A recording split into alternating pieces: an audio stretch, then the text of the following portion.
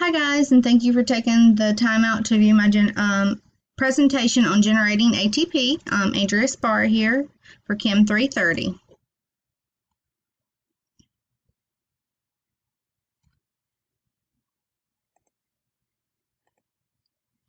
We're going to start with cellular respiration. During cellular respiration, a glucose molecule is gradually broken down into carbon dioxide and water. It is comprised of 4 stages: glycolysis, pyruvate oxidation, citric acid cycle, and oxidative phosphorylation. The energy currency of these cells is called ATP, and one way to view the outcome of the cellular respiration is a production process for ATP. Along the way, some ATP is produced directly in the reactions that transforms glucose, and in this photo over here, it will show you where glycolysis starts, how the pyruvate is oxidated, and then the little arrows are the ATP that's produced. Stage 1, glycolysis. Glycolysis takes place in the cytosol of a cell, and it can be broken down into 2 main phases: the energy requiring phase and the energy releasing phase. Glucose is a 6-carbon sugar molecule, and you can see that by the 6 green circles right here. Those are your carbons. And it undergoes a series of chemical transformations. In the end, it gets converted into 2 molecules of pyruvate, a 3-carbon organic molecule. In these reactions, ATP is made and NAD plus is converted to NADH. And it starts here. You can see it going down. Here's your NAD plus converted to NADH, and your ATP and your pyruvate that is produced at the bottom.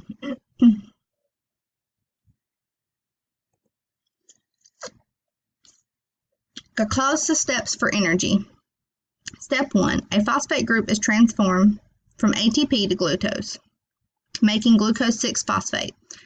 Glucose 6-phosphate is more reactive than glucose, and the addition of phosphate also traps glucose inside the cell, since glucose with a phosphate can't readily cross the membrane. Step 2. A glucose 6-phosphate is converted into its isomer, fructose 6-phosphate.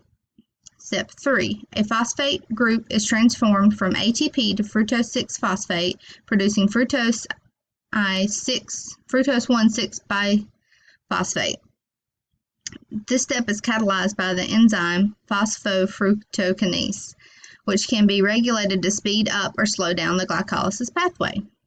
Step 4. Fructose 1 and 6-bisphosphate splits to form 2 3-carbon sugars, DHAP, and glyceride 3-phosphate. There are isomers of each other, but only one glyceride 3-phosphate can directly continue to the next step of glycolysis. DHAP is converted into glyceride 3-phosphate. The 2 molecules exist in an equilibrium, but the equilibrium is pulled strongly downward in the scheme of the diagram above. As glyceride 3-phosphate is used up, thus all the DHAP is eventually converted. So the first 5 steps are labeled below. You're going to start here at glucose. Here's your ATP to ADP. Switching over to step 2, step 3, again ATP to ADP, and switching down to step 5. During the end of glycolysis, the 3-carbon sugars formed in the first half of the process go through a series of additional transformations, ultimately turning into pyruvate.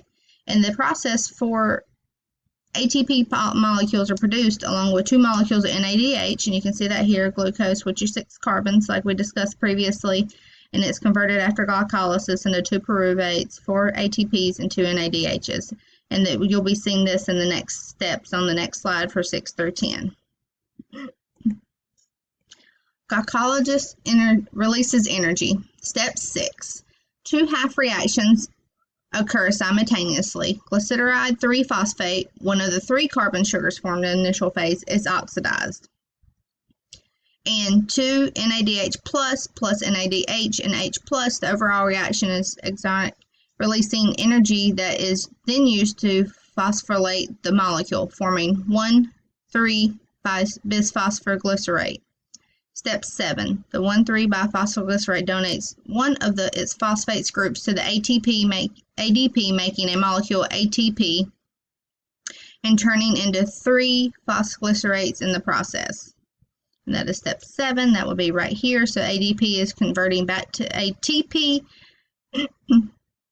Step 8, 3-phosphoglycerates is converted into its isomer, 2-phosphoglycerate. Step 9, 2-phosphoglycerate loses a molecule of water, becoming phosphoenolpyruvate, PEP, and it is an unstable molecule poised to lose its phosphate group in the final step of glycolysis. Step 10, PEP readily donates its phosphate group to ADP, making a second molecule ATP, which you can see right here.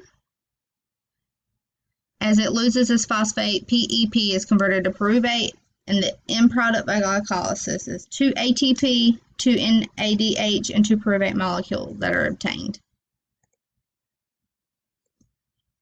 Step 2, pyruvate oxidation, and we discussed this last week in our presentations that we had to do, so this is my same photo that I had used then.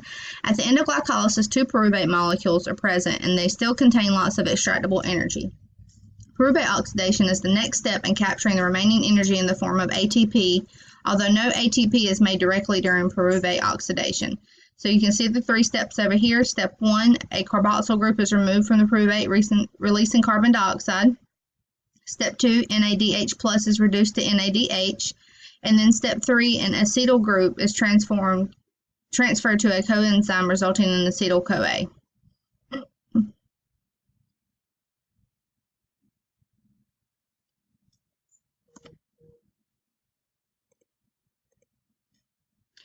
Then we go on to stage 3, which is the citric acid cycle, also known as the Krebs cycle. The acetyl-CoA made in the last step combines with a 4-carbon molecule and goes through a cycle of reactions, ultimately regenerating the 4-carbon starting molecule ATP, NADH, and FADH2 are produced, and the carbon dioxide is released. So you can see where we come in at the acetyl-CoA, and it works its way around, and you can see where everything gets added, the NADH plus H plus CO2. You get down through here. You can also see where ATP will be generated from. And then once you get back up here, the cycle starts again.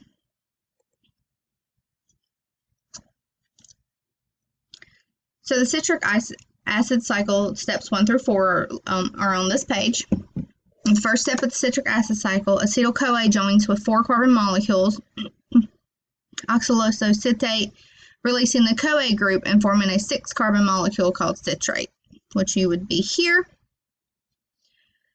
In the second step, citrate is converted into the isocitrate. This is actually a 2-step process involving the first molecule and then the addition of a water molecule. So you're going to the right. So here's your water molecule.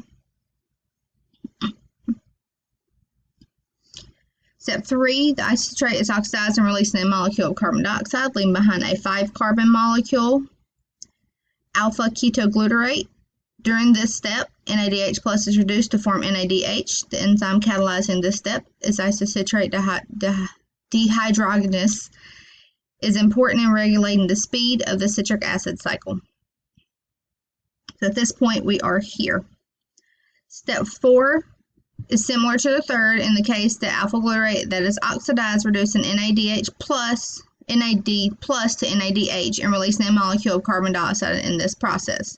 The remaining 4 molecules pick up coenzyme A, forming the unstable compound succyl-CoA, which is here at the bottom. And the enzyme catalyzing this step is alpha-ketoglutarate dehydrogenase. It's also important in regulation of the citric acid cycle. Citric acid cycle steps 5 through 8. We're going to go back to step 5. In step 5, the CoA of succinyl-CoA is replaced by a phosphate group, which is then transferred to ADP to make ATP.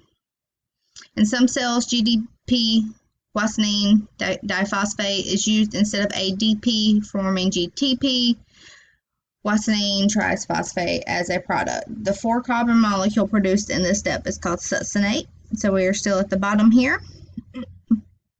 In step 6, succinate is oxidized, forming another 4-carbon molecule called formate. And you can see the 4 carbons here. In this reaction, 2 hydrogen atoms with their electrons are transferred to FAD, producing FADH2. So FADH2 can transfer the electrons directly into the electron transport chain. So we're going to get to step 7. In step 7, water is added to the 4 carbon molecules of fermate, converting it to another 4 carbon molecule called malate. Right here, 4 carbons. And in the last step of the citric acid cycle, oxalate, the starting 4 carbon compound, is regenerated by oxidation of malate. Another molecule, NADH plus, is reduced to NADH in the process. So then right here, and then you got your ATP that comes from that. Stage 4, oxidative phosphorylation. The NADH and FADH2 made in the steps deposit their electrons in an electron transport chain, turning back into their empty forms. As electrons move down the chain, energy is released and used to pump proteins out of the matrix, forming a gradient. Proteins flow into the matrix through an enzyme called ATP synthesis, making ATP. At the end of the electron transport chain, oxygen only accepts electrons and takes up protons to form water. The process that generates most ATP is called oxidative phosphorylation because it is powered by redox reactions. Oxidative phosphorylation accounts for almost 90% of the ATP generated by the cellular respiration. And as you can see, this is one of the pictures that we had to color and label this week. For each molecule of glucose degraded to CO2 and water by respiration, the cell makes up to 32 molecules of ATP. And this is another picture that we had to draw and label and color, which is the same one as before. The electron transport chain is a series of proteins and organic molecules found in the inner membrane of the mitochondria. Electrons are passed from one member of the transport chain to another in a series of redox reactions. Energy released in these reactions is captured as a protein gradient, which is then used to make ATP in a process called chemosis. Together, the electron transport chain and chemosis make up oxidative phosphorylation. So at this point, the delivery of the electrons by NADH and FADH2 reduce electron carriers from other steps of cellular respiration transfer their electrons molecules near the beginning of the transport chain. In the process, they turn back into NADH plus and FAD, which can be reused in other cellular respirations. At this point, the electron transfer and protein pumping, splitting of oxygen to form water, and then the gradient drying synthesis of ATP. So gradient, and then here's your ATP at the end. And then we were asked to find the conversions for 30 ATP, which are found from one glucose molecule, and I found these 2 images. So over here you can see glucose glycolysis pyruvate, 2 ATP, 2 NADH, and then you do 2 times 1/2 equals 3, so your total from that one's going to be 5.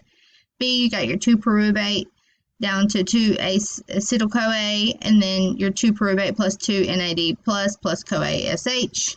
So you get 2 acetyl-CoA plus 2 CO2 plus NADH. So you get your 2 NADH here. So 2 times 2.5 is 5. So this is where you get this number. And then 2 acetyl-CoA, which the TCA cycle, which is the citric acid cycle, to 4 CO2. You get 2 GTP or 2 ATP, 6 NADH, 2 FADH2. 6 times 2.5 is 15. 2 times 1.5 is 3. You get 20. Your net gain is going to be 30. Same thing over here. It just shows you what you get from each stage and added up to be 30 ATP. Thank you for watching my presentation. I hope you all enjoyed it. Even though I butchered some of these words, I look forward to viewing all yours. And there's only a couple weeks left in class.